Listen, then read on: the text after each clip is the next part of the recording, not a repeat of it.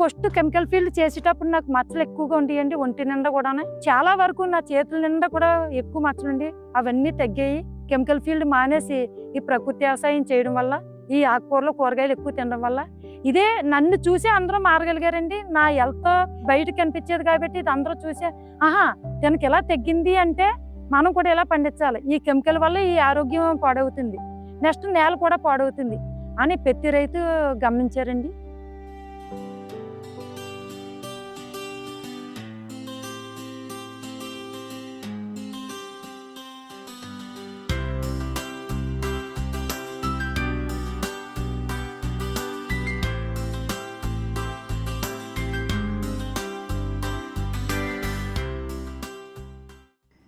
ఏ పనినైనా ప్రారంభించేటప్పుడు ఖచ్చితమైన ప్రణాళిక ఉంటేనే విజయవంతంగా పూర్తి చేసేందుకు అవకాశం ఉంటుంది.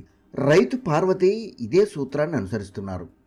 నేల తయారీ నుంచి విత్తన ఎంపిక, ప్రకృతి ఎరువుల వినియోగం, నీటి యాజమాన్యంతో పాటు కలుపు చీడపీడల నివారణ ఒక ప్రత్యేక ప్రణాళికతో అమలు చేస్తున్నారు. ఈ విధానాల వల్ల కౌలు భూమిలో సైతం సిరులు పండిస్తూ అందరికంటే ముందు వరుసలో నిలుస్తున్నారు.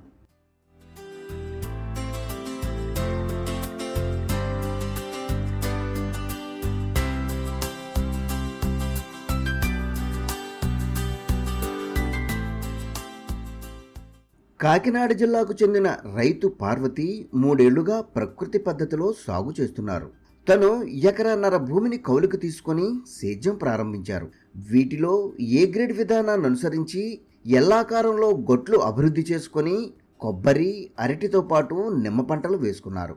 మిగిలిన భూమిలో ఆకుకూరలు, కూరగాయలు, తీగజాతి, దుంపజాతి, పండ్ల మొక్కలతో పాటు ఎర్ర పంటలు నాటుకున్నారు.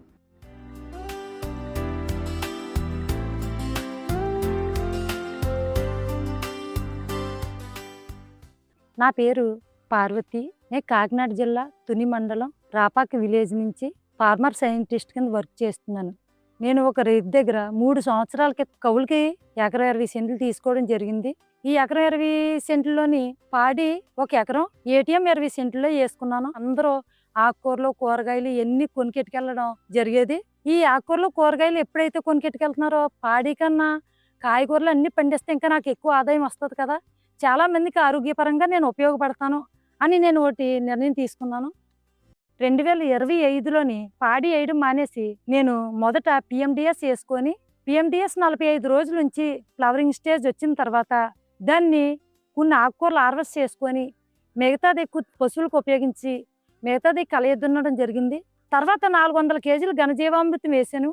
ఘనజీవామృతం వేసి దాన్ని మళ్ళీ తేలికపాటి దున్నిచ్చి ఏటీఎం 20 సెంట్లు ఏ గ్రేడు ఎకరం కింద నేను తీసుకున్నాను. తీసుకొని ఏటీఎంలోని 25 నుంచి 30 రకాలు నేను పంటలు పెట్టుకున్నాను. ఏ గ్రేడ్లోని ప్రధాన పంటలు 7 రకాలు పెట్టుకొని మిగతా ఈ బయోడైవర్సిటీ పంటలు, అసోసియేటివ్ పంటలు వేసుకోవడం జరిగింది.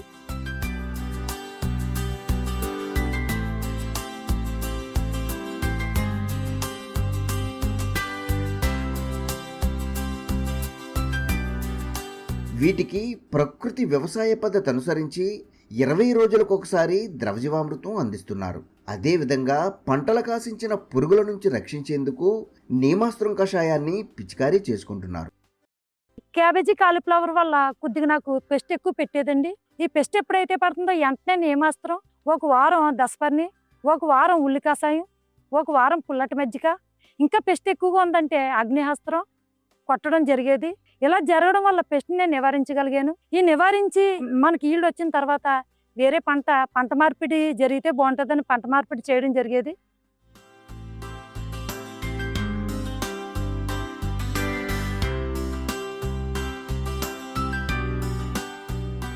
ఈ విధంగా తను సాగు చేసిన కూరగాయలతో పాటు పండ్ల జాతులకు ప్రకృతి వ్యవసాయ పద్ధతి అనుసరించి అన్ని విధానాలను అమలు చేస్తున్నారు.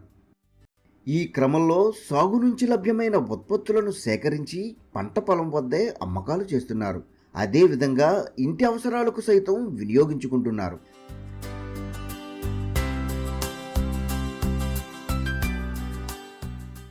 ఏటీఎం నుంచి ఎక్కువగా ఆకుకూరలు, కూరగాయలు నేను అమ్మడం జరిగిందండి. ఏటీఎం నుంచి నాకు చాలా ఎక్కువ ఆదాయం వచ్చింది. నేను చాలా హ్యాపీగా ఫీల్ అవుతున్నాను. ఎకరా 20 సెంట్లని 3 సంవత్సరాలకి 60,000కి తీసుకున్నాను. 60,000లోని ఒక సంవత్సరానికి కవులకు వచ్చి 20,000 అవుతుంది. 20,000 ఈ ఫీల్డ్ మొత్తం వేసుకోవడానికి అవుతుంది. ఏటీఎం అండ్ ఏ గ్రేడ్ రెండును 40,000 అండి టోటల్. కానీ ఈ కవులు ఈ ఖర్చు కలిపి 40,000 అవుతుంది. 40,000 అవుతే ఈ ఖర్చుని నేను 3 నెలల్లో తీసుకోగలిగాను. సుమారుగా ఇప్పుడు ఈ 3 నెలలు దాటిన తర్వాత నుంచి నాకు 20,000 సుమారు వస్తుంది అమౌంట్. ఇది బాగా వస్తుందని నేను అబ్జర్వేషన్ చేసి ఆకుకూరలు కూడా ఎక్కువగా తీసిన వెంటనే రీలే సోయింగ్ వేసేసేదాన్ని. కానీ డైలీ 8 గంటలు మాత్రం నేను ఫీల్డ్లో వర్క్ చేసేదాన్ని.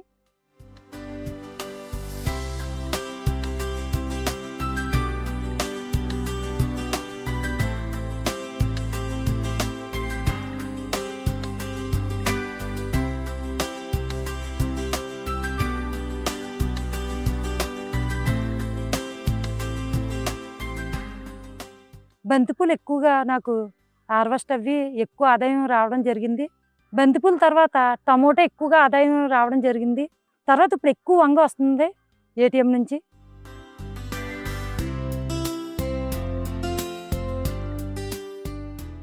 ఈ పద్ధతి సాగు వల్ల భూమి నీటిని పీల్చుకునే సామర్థ్యం పెంచుకొని తక్కువ నీటి వినియోగంతోనే పంటలు సాగు చేస్తున్నారు.